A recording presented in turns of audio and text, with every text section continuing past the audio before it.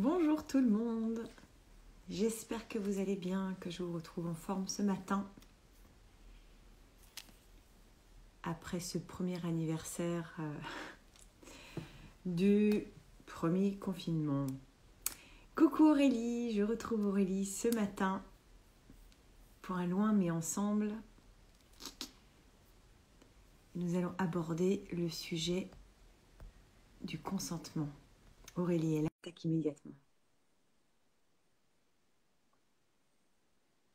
Attention, la voilà. Attention. Ouais, voilà. Coucou. Salut Julie, salut tout le monde. Comment Ça va? vas-tu? Comment vas-tu? Bah ça va pas mal. Écoute, compte tenu des circonstances, voilà. Ce que tu dis là à l'instant, ça fait 1 an maintenant que ça dure, Mmh. donc ça devient quand même un peu compliqué, je trouve. Mmh. Et d'un autre côté, je me dis qu'on on peut pas trop se plaindre parce qu'il y a vraiment des situations catastrophiques autour de nous et voilà. On va Oui, essayer de serrer les dents et de traverser cette période encore une fois au mieux, hein. Et on va essayer avec le sourire. avec le sourire, et puis surtout avec des solutions, voilà, pour le quotidien. Et c'est la politique des petits pas. C'est Marie Robert que j'adore, qui est une philosophe que tu connais peut-être, Oui, une oui. nana Que j'ai absolument. reçu dans Loin mais ensemble l'année dernière. Voilà. Alors je sais pas si elle t'a parlé de ça, mais moi c'est vraiment ce qui m'a marqué, c'est la politique des petits pas.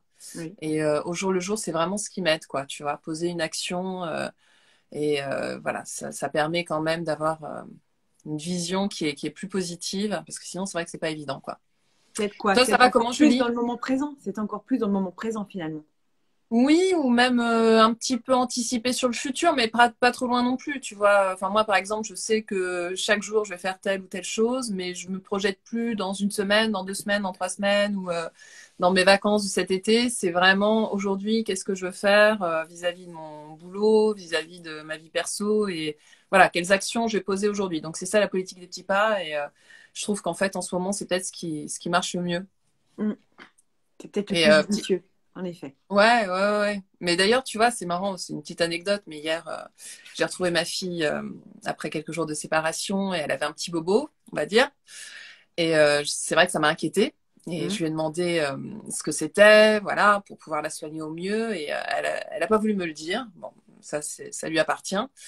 Et elle m'a dit, mais maman, de toute façon, tu sais, maintenant, on est dans l'instant présent. Donc, ça sert à rien d'en parler, on est dans l'instant présent. Et je me suis dit, bon, bah voilà, Excellent. c'est une leçon soi-même. C'est vrai que si à 6 ans, elle est capable de, tu vois, de me dire ça, et bon, bah, il faut peut-être aussi en tirer, voilà, Mmh. certains enseignements. La sagesse des enfants. C'est vrai Ouais. qu'ils ont une immense sagesse en eux. Mm. Bonjour tout le monde, bonjour, bonjour. J'ai vu pas mal de vélos. Bonjour. Bonjour, bonjour. J'espère que vous allez bien. Euh, alors, on va attaquer le sujet ce matin, sensible en effet, du consentement. Ouais. Qu'est-ce que, là, la première chose qui vient quand je te dis le mot consentement, à quoi tu penses? Bah, en fait, je pense à pas mal de choses. Je vais essayer d'être claire.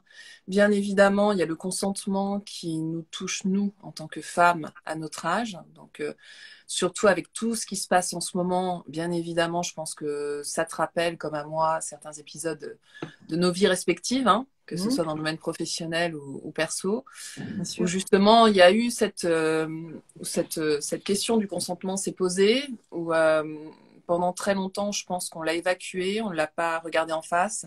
On a été peut-être assez naïf, mais je pense qu'à notre décharge, c'est aussi qu'on n'a pas eu peut-être l'éducation, les outils qui nous ont permis de dire non, ou en tout cas de voir qu'il y avait une forme d'abus ou d'emprise. Donc ça, c'est la première chose qui me vient à l'esprit. Mhm, On viendra sur tout ça, hein, mais mhm, la deuxième chose, c'est justement en lien avec ce que je te dis sur la transmission, c'est de me rendre compte vraiment avec effarement que cette histoire de consentement touche maintenant les petits, en tout cas des enfants, des adolescents de plus en plus jeunes. Donc ça, c'est vraiment quelque chose, moi, qui m'inquiète beaucoup, qui m'interpelle aussi, parce que je me dis, en matière de prévention, qu'est-ce qu'on peut faire? mhm. Et le troisième aspect, bah, c'est la question du consentement médical. On en parle d'ailleurs dans le livre qu'on va sortir là, le 14 avril. Et, euh, et en fait, je suis effarée, pareil. Bon, là, la parole se libère, hein, mais de voir les violences gynécologiques que ce soit au moment de l'accouchement ou pas d'ailleurs, parce que là j'ai lu pas mal de témoignages de jeunes femmes, notamment atteintes d'endométriose, pardon, qui ont des douleurs terribles et qui se retrouvent face à des professionnels, entre guillemets, voilà, qui n'ont pas des attitudes tout à fait éthiques. Voilà, donc si tu veux, pour résumer, moi le consentement, c'est ces trois branches-là, en fait, auxquelles je pense aujourd'hui. Et toi, Julie? Par rapport au consentement. Ouais. Je pense en effet, alors effectivement, c'est un très vaste sujet. Moi, la première chose auquel je pense, consentement, c'est tout de suite le rapport sexuel, consenti, non consenti, et dans quel cadre on le met et comment ça se passe. Quoi qu'on en dise, les premières victimes de ce non-consentement, bien souvent, sont les femmes et les enfants.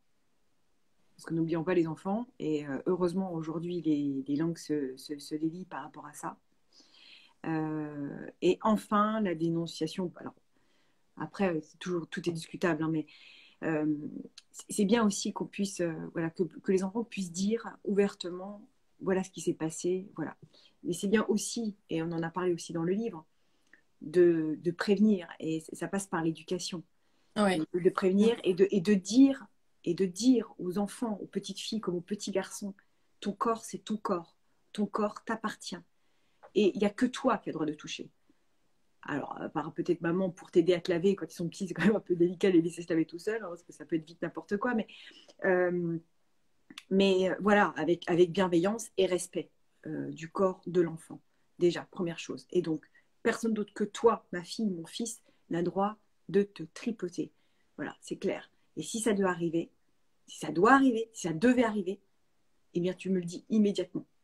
D'accord? Et il n'y a aucun problème. Et cette personne-là n'a même pas le droit de te dire ouais, je tue ton père, ta mère, c'est n'importe quoi. D'accord? Maman, papa, on est plus fort que tout. Non, mais Et voilà. effectivement, en fait, c'est pas négociable. C'est C'est vraiment pas quelque chose négociable. qui n'est pas C'est pas négociable. négociable. Oui, Voilà. t'as Donc raison. ça, je crois que tu vois, c'est vrai qu'en termes de transmission, il y a plein de choses à leur dire, des valeurs à leur faire passer, mais c'est vrai que le respect de l'intégrité du corps, c'est vraiment quelque chose, mais dès tout petit, souvent on dit, oh mais non, mais à 3, 4 ans, ils Non, savent si, pas si. encore. Au contraire, c'est à ce Au contraire. moment-là que tout Mm, se met en place et vraiment, de toute façon, il vaut mieux anticiper, hein. C'est vrai que mm. quand un accident est arrivé, là, c'est un peu compliqué justement de rattraper le coup. Mais vraiment, je pense que cette prévention dont tu parles, il faut qu'elle soit présente dès le départ. Et moi, j'ajouterais que vraiment, c'est important de le faire vis-à-vis de nos petites filles.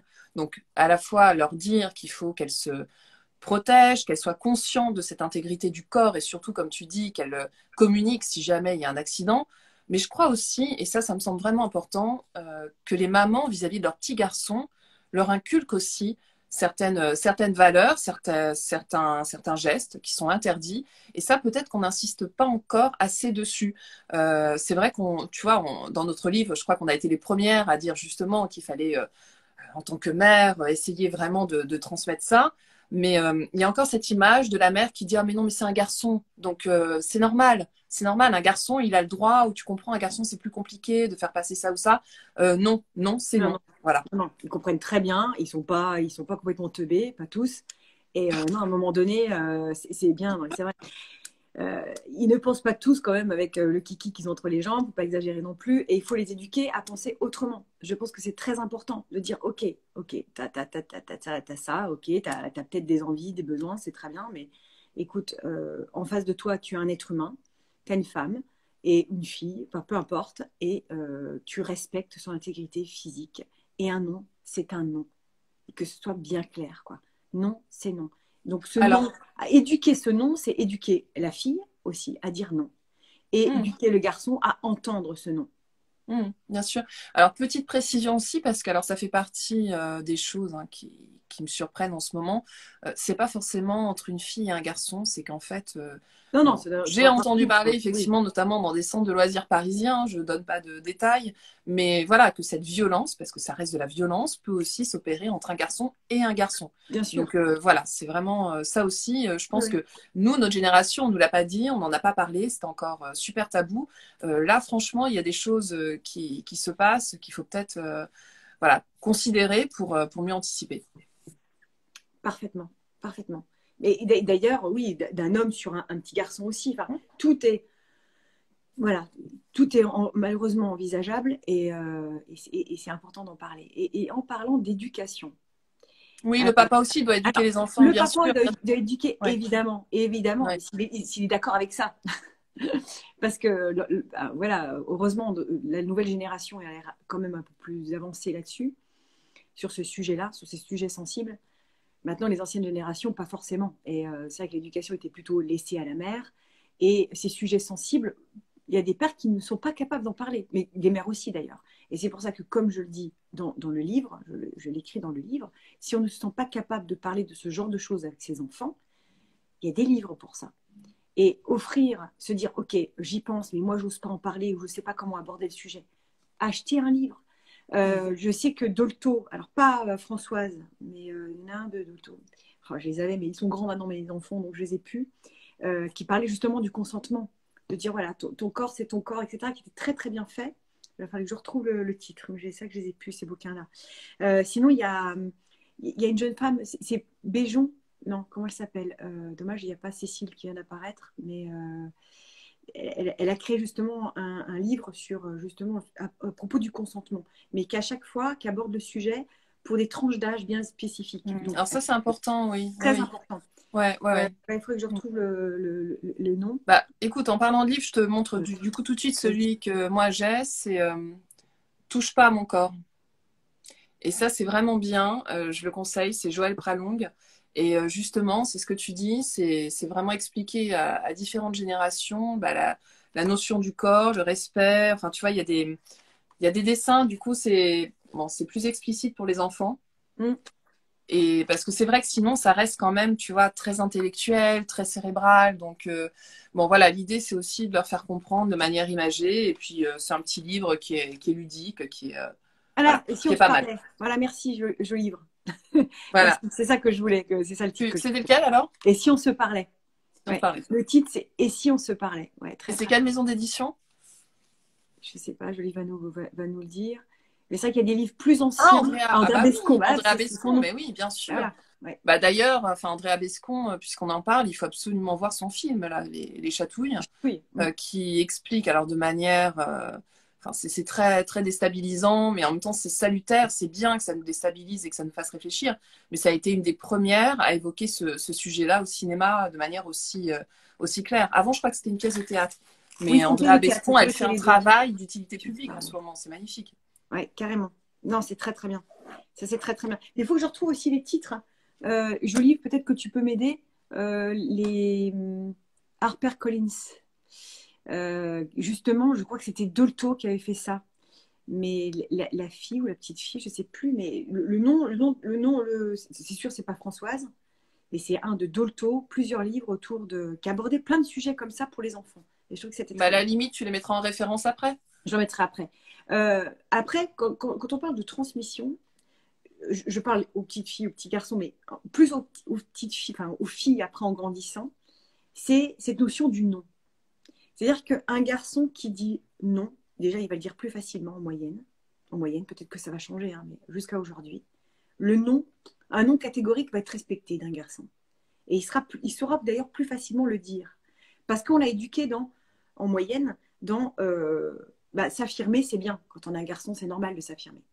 Pour une petite fille, de s'affirmer, c'est plus compliqué, c'est plus complexe, parce que c'est tout de suite, ah, bah, c'est une chieuse, ou elle a un sale Non, caractère, et puis en etc. général, de manière, enfin, les filles, il faut être discrète. Il faut surtout justement ne pas trop prendre de place, ne pas trop s'exprimer. Enfin, jusqu'à très longtemps, c'était le cas. Là maintenant, ça change, hein. Mais Alors, pendant ça a longtemps, évolué. le prototype de la gentille petite fille, c'était celle qui se taisait, qui Je suis acquiesçait, et douce, voilà.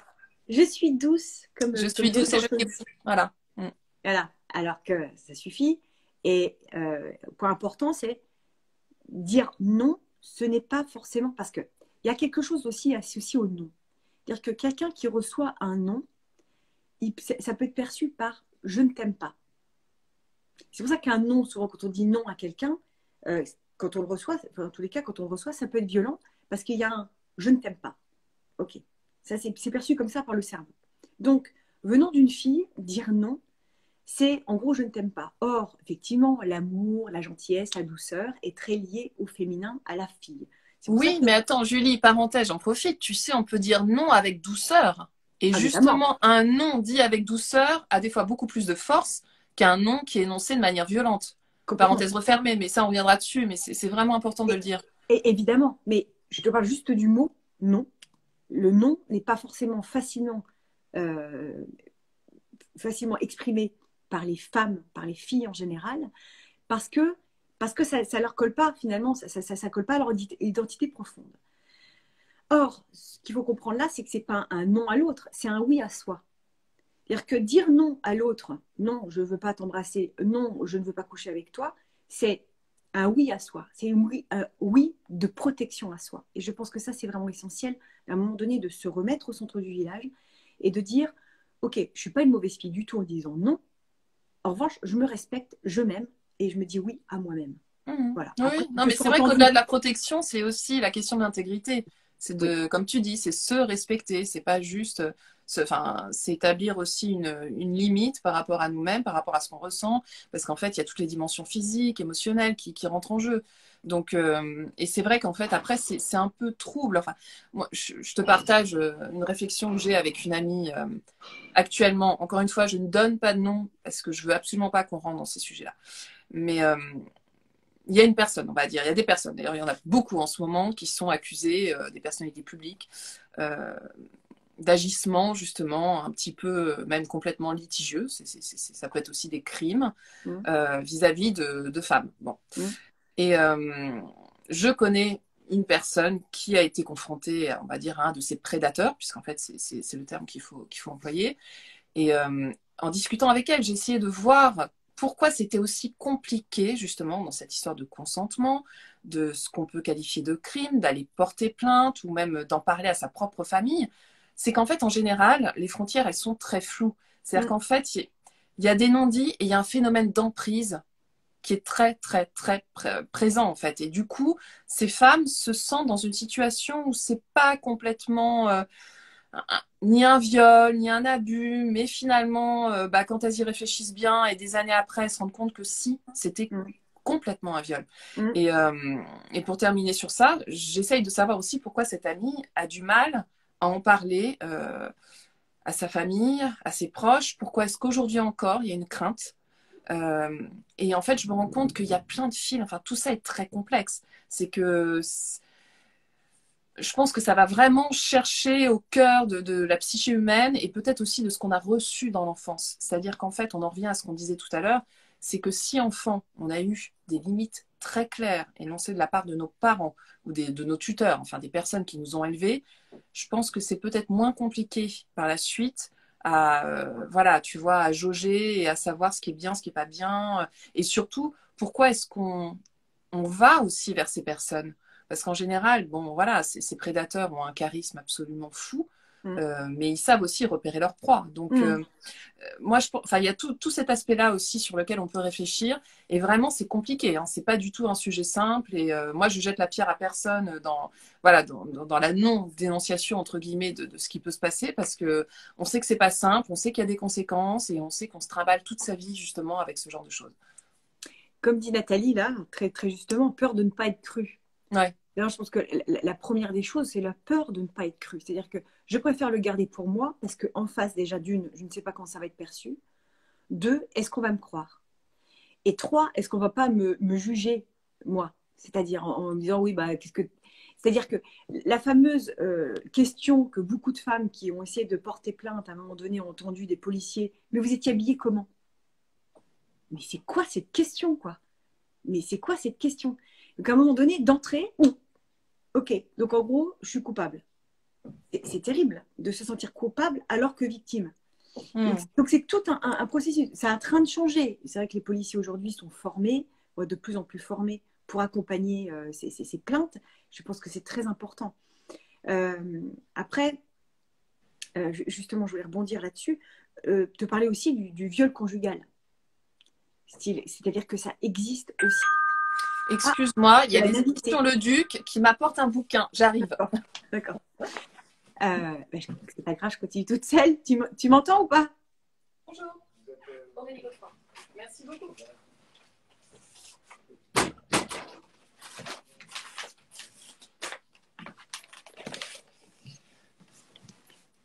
Ouais, Julie, donc tu vois, je t'ai pas menti. C'est le duc, hein. Je sais pas dans quel. Voilà. Ouais. Non, en fait, j'en parle parce que le livre qu'on va publier avec Julie est chez le duc aussi, donc c'est un clin d'œil. Voilà. Pour ça. Donc, en fait, je parle de ça parce que au sein du couple, il y a aussi, faut pas l'oublier, il y a des viols conjugales. Il y a des femmes tous les jours qui se font violer par leur propre mari, leur propre compagnie, leur propre compagnon. Et je pense que c'est très important aussi de le signaler, ce genre de choses. Mais Parce Julie, que, est-ce que tu sais, on va revenir là-dessus, mais quand même, ce qui est incroyable, c'est que pendant très longtemps, on a parlé du devoir conjugal. Et encore aujourd'hui, hein, bon voilà, on parle du... Et le devoir conjugal, enfin, c'est Saint Paul au IVe siècle qui en a parlé. Enfin, tu te rends compte, c'est censé être dans une religion d'amour, bon voilà. Ouais. Et on parlait en fait de débitum. Donc en fait, débitum, c'est la dette. Mmh. La dette, en fait, envers laquelle la femme doit, tu vois, s'octroyer pour en fait, satisfaire son mari. Bah Donc le voilà. devoir conjugal, c'était ça, c'était cette dette de la femme vis-à-vis de son mari. Et Mmh. aujourd'hui encore, c'est ce que tu dis en fait. Finalement, pour moi, ce viol conjugal, c'est terrible, mais c'est quand même intimement lié à cette notion de devoir conjugal, parce que je pense que finalement, bon, la notion de consentement, dans un cas comme dans l'autre, elle n'est pas forcément très présente, quoi. Donc là, en fait, ce sont des choses qui nous collent à la peau depuis des siècles, alors que les choses ont évolué. Je veux dire, c'est comme plein de croyances dans d'autres religions, là, par rapport à bref, d'autres trucs. C'est quand même hallucinant, c'est-à-dire sorti du contexte dans une autre époque, on se dit, mais c'est quand même débile. C'est-à-dire qu'à l'époque, il y avait quand même cette idée de reproduction. C'est-à-dire qu'il fallait faire crac-crac parce qu'il y avait une reproduction, il fallait se reproduire absolument. C'était le leitmotiv de tout le monde. Maintenant, c'est fini ce temps-là. On prend la pilule, il y a les stérilets, il y a quand même tout ça, cette liberté de la femme, heureusement aujourd'hui. Donc, qu'est-ce que vient faire là-dedans? Cette idée de consentement, justement, cette idée de devoir conjugal. Je veux dire, il a plus lieu d'être. Et pourtant, dans l'inconscient collectif, dans l'inconscient, en tous les cas, de beaucoup d'hommes, c'est normal. C'est-à-dire, j'ai envie, là, ce soir, la bing bing, elle vient ici, j'ai envie, ça va me détendre après. Non, mais d'où ça va te détendre et d'où on doit être là pour te détendre, mon gars. C'est-à-dire, même si je suis ta femme ou quoi, je ne suis pas là pour ça, pas que pour ça. Sauf si, évidemment, c'est une relation sexuelle consentie, qui va dans les deux sens, où l'un et l'autre se fait du bien mutuellement. Oui, mais dans ces cas-là, Et on c'est parle plus pas, de devoir conjugal. bah non, et on parle plus de viol. Et c'est vrai, Nathalie, dans certains pays, alors là, en plus, bon, on va pas rentrer trop dans les Non, détails, mais là, on parle de la France, mais dans certains pays, bien évidemment, les femmes, comme vous dites, appartiennent au mari. Donc, en fait, c'est leur propriété. Et c'est, enfin bon, on assimile souvent ça à l'islam. Il n'y a pas que l'islam, il n'y a pas que dans les pays musulmans. Encore une fois, là, tout à l'heure, je te parlais de Saint Paul, c'est pas l'islam, hein, c'est, voilà. non, bah En non. fait, ce qu'il faut voir, c'est que le dénominateur commun quand même à toutes ces religions monothéistes, c'est que la femme a longtemps été la propriété de l'homme. Et pour en revenir à ce que tu dis, c'est qu'en fait, c'est la question de filiation. Et ce qui se passait aussi, justement, c'est qu'en fait, les hommes ne voulaient pas risquer que la femme ait d'autres relations ailleurs et que du coup, ils perdent la filiation, leur patrimoine aussi, entre guillemets, que tout ça, en fait. Donc, voilà, c'était vraiment mis sous cloche. Mais malheureusement, encore aujourd'hui, il y a des pays où la femme appartient à l'homme et Oui, ça prend voilà. du temps de changer les mentalités. En effet, j'ai une remarque là. Oui, mais beaucoup d'hommes pensent encore qu'ils ont des droits vis-à-vis de leurs épouses. Ça prend du temps de changer les mentalités. Oui, et même d'hommes qui se disent féministes.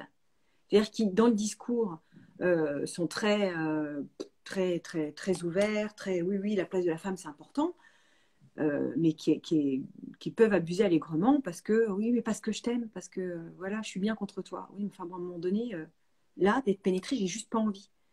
D'accord? Oui, mais tu comprends, oui, moi je t'aime. C'est vrai que c'est compliqué et à chaque fois, la frontière est très, très, très complexe. Et je pense que dans ces cas-là, ne pas hésiter à dire, non, mais là, je t'explique, là, c'est un viol. À force, ça devient un viol ce que tu fais. Peut-être que ça peut les faire réfléchir et ça peut calmer certaines, pulsions. Ardeur. Exactement, Ouais. exactement. Mais aimons-nous, hein. C'est pas, en tous les cas, qu'on soit bien clair, et nous sommes d'accord là-dessus, c'est pas du tout une guerre contre les hommes, ce qu'on exprime là, vraiment pas. C'est encore une fois, c'est pas un non aux hommes, c'est un oui aux femmes. C'est un oui de Oui. protection et d'amour. En Et de disant, toute façon, ce sera d'autant plus beau. Alors là, bon, peut-être que je suis trop naïve ou je sais pas, mais quand c'est fait dans le plein consentement de l'un et de l'autre, enfin déjà, même le résultat, le fait de faire l'amour, ce sera pas du tout la même chose qu'une simple pénétration dont tu parles, qui est uniquement finalement quelque chose d'assez, peut-être d'assez bestial, d'assez impulsif et bon, si on va un petit peu dans le domaine de la spiritualité, il ne faut pas oublier que quand même faire l'amour, c'est aussi l'union du yin, du yang, c'est deux énergies qui se mélangent, c'est deux... Voilà, il y a plein de choses qui se passent. Donc ça aussi, bon, ça mériterait un autre live, mais je pense que c'est important de le dire. Euh, Malheureusement, moi, je vais devoir vous quitter parce que j'ai un autre rendez-vous. Est-ce que je peux faire un peu d'autopromo ou pas, Julie? J'en vas-y, profite. mais bien sûr. Parce qu'en fait, là, j'ai rendez-vous donc avec Frédéric Lenoir et sa productrice, John Kabat-Zinn. On prépare une soirée pour Arte dédiée au chemin du sacré. Donc, c'est un sublime documentaire qu'a fait Frédéric qui sera diffusé donc sur Arte. Voilà, donc il va explorer la question de la sagesse, la question justement de la spiritualité. Enfin, il y a plein de choses. Et voilà, donc je vais préparer cette soirée avec eux là maintenant, j'ai rendez-vous, mais je voulais juste vous présenter deux bouquins avant de partir. Donc je vous remontre celui que j'avais préparé, donc Touche pas à mon corps, qui est chez Cabedita, pour les enfants plutôt, les ados. Ouais, je ne connaissais pas celui-là. Il a l'air Et sympa. alors celui-ci, on n'a pas eu le temps de vraiment développer les violences obstétricales et Oui, gynécologiques. Mais c'est mon corps de Martin Winkler, qui est un médecin, écrivain, et qui justement, en fait, a écrit ce livre pour les femmes. Parce qu'en fait, ce qu'il dit, c'est que les femmes n'osent pas. Il y a encore plein de questions qui sont très tabous. Donc, en fait, du coup, elles vont chercher sur les forums, sur Internet, parce qu'elles n'ont pas de réponse de leur médecin généraliste en général. Et il y a un petit fossé justement entre les réponses sur les réseaux sociaux, Internet, et le généraliste qui veut pas parler. Donc lui, c'est vraiment, c'est une bible. Hein, je crois que ça fait, oui, il est écoute, ça énorme. fait quasiment 500 pages. Mm. Donc tous les problèmes auxquels on peut être confronté en tant que femme et de notre naissance, j'ai envie de dire, hein, jusqu'à après ménopause, c'est dans ce bouquin et vraiment c'est rassurant parce qu'on se sent moins seul. Voilà. Oui. Donc bravo Martin Winkler, moi j'adore. Voilà. T'en as un autre à présenter ou pas? Ouais, j'en ai un autre petit. Oui. Écoute, j'en aurais bien reparlé dans un autre live, mais c'est peut-être le moment. Alors, dis Ça voir. s'appelle Ouais. Cher Well Ah oui, génial. ou un manifeste pour une éducation féministe. Et c'est Extraordinaire. alors, Chimamanda Ngozi Adichie. C'est chez Gallimard. Et en fait, ce que j'aime énormément, voilà, c'est qu'en fait, on a tous les conseils à donner à une jeune fille, à une petite fille, aujourd'hui, pour qu'elle soit justement plus engoncée dans ces espèces voilà, de perception, d'injonction qu'on a pu nous donner à nous. Enfin, je crois qu'on est de la même Oui. génération, Julie, hein, donc Oui. voilà, ça fait du bien d'avoir De la même un année. peu de fraîcheur. Voilà, donc en fait, c'est vraiment le bouquin. Ça, il est tout petit. Ouais, Bon, voilà, il faut que extra. vos enfants puissent les. En fait, je pense aussi qu'on peut l'offrir aux petits garçons. Oh, mais bien Hein, sûr, ce il faut serait pas absolument mal. que tout le monde l'ait lu, ce livre. Il fait Ouais, 77 pages. Donc ça va, 78. ouais. Euh, Sincèrement, fille ou garçon, peu importe. C'est vrai que tout le monde devrait avoir lu ce livre. Et donc, à offrir, à s'offrir, vraiment. Mm. Il coûte 8,50 €. Donc, c'est même pas une question de prix ni quoi que ce soit, ni une question j'aime pas lire, puisque 77 pages, ça passe. Hein. Oui, Donc, et en plus, comme c'est écrit très sous bien. forme de lettres, c'est très C'est sympa super. à lire. C'est pas du tout, c'est pas pénible, c'est pas un essai, c'est vraiment. Et surtout, ce qui est bien aussi, c'est que c'est par petites thématiques, petits chapitres. Donc en fait, c'est pas chronologique. Vous pouvez très bien piocher dans le livre et voilà, vous tomberez sur une thématique liée au féminin et c'est super. Donc voilà. Donc je Très, vous très quitte bien. avec ça. Alors, attends, avant que tu partes, Oui, tu pourras me faire une jolie photo avec les trois, que je puisse oui, le partager. oui. D'accord? S'il te C'est plaît. vrai que, alors ça, c'est une bonne question. Peut-être qu'on pourrait regarder, Julie, hein, sur des livres qui existeraient pour les hommes et les jeunes garçons. Alors, Est-ce que toi, t'en as vu? j'ai, tu seras un homme féministe, mon fils. Ah, super. C'est Voilà. chez qui?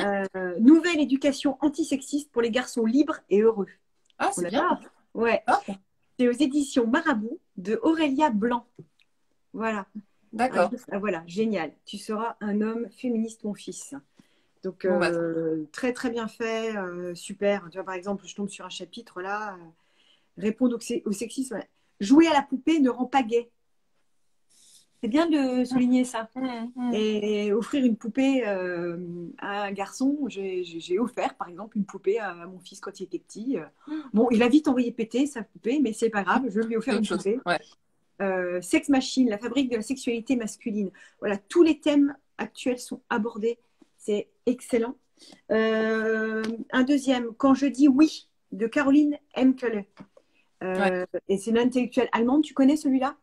Ouais, je ne l'ai pas lu, mais oui, j'en ai entendu parler. Ouais. Quand je dis oui, très très bien. En tant que femme, devrais-je trouver impensable de ne pas être vue, traitée comme une chose, un objet, un corps disponible et utilisable à merci. Voilà, très. Voilà. Et un dernier, chez Albin Michel, de Hélène, je ne vais pas lui écorcher son nom, Vecchiali, je pense. Le silence des femmes. Le silence des femmes. Voilà, pareil. Mm. Une loi du silence bâillonne les femmes violées par un proche. 86% des viols. Sidération post-traumatique, banalisation de cet acte barbare, mis du désir irrépressible des mâles. Fantasme de la femme désirant être violée. Flou, inacceptable sur la notion de consentement. Ah, c'est ça. Donc, je recommande ces 3 livres. Allez-y, foncez. Et effectivement, cher ouais, enfin, Ouais, ouais. voilà. Je te laisse te débrouiller avec la prononciation. Je suis désolée, mais super. Voilà, très très bien. Bon, je vous embrasse tous. On se retrouve, c'est alors Jeudi prochain. prochain. Non, mais pas ce Non, jeudi-là, pas celui-là, jeudi l'autre d'après. dans la semaine prochaine, ouais. Et d'ici là, si vous avez des envies de thématiques que vous souhaitez qu'on aborde, dites-nous. Voilà, on sera un plaisir Le avec Julie. consentement médical, ce serait peut-être bien qu'on parle du consentement médical du coup la prochaine fois sur ton live. On peut en parler. On n'a pas eu le temps là, donc on peut On le peut en faire. parler. Et on fera une méditation justement qui est dans le bouquin. Je le ferai faire D'accord. en live sur ton compte. Super. D'accord? Bonne journée à Allez, tous. super. Bonne journée, Julie. Bonne Ciao. journée à toi, Aurélie. Bisous. Ciao. Salut. Alors, je vous embrasse. Un petit mot avant de vous quitter. Je posterai donc en photo, je prendrai en photo les livres dont nous avons parlé pendant ce live. En attendant, on se retrouve demain soir pour une sophro-méditation express à 20h pour les enfants. C'est d'abord pour les enfants, mais c'est express pour les parents. Et puis, jeudi matin à 10h30 pour une sophro-méditation pour les grands. Voilà, donc n'hésitez pas à partager avec moi, même avec Aurélie, des sujets que vous voudriez qu'on aborde et même de rebondir, de réagir sur ce que nous disons dans ces lives loin mais ensemble. Merci à toutes et à tous d'avoir participé à ce live. Je vous souhaite une excellente journée et à très bientôt.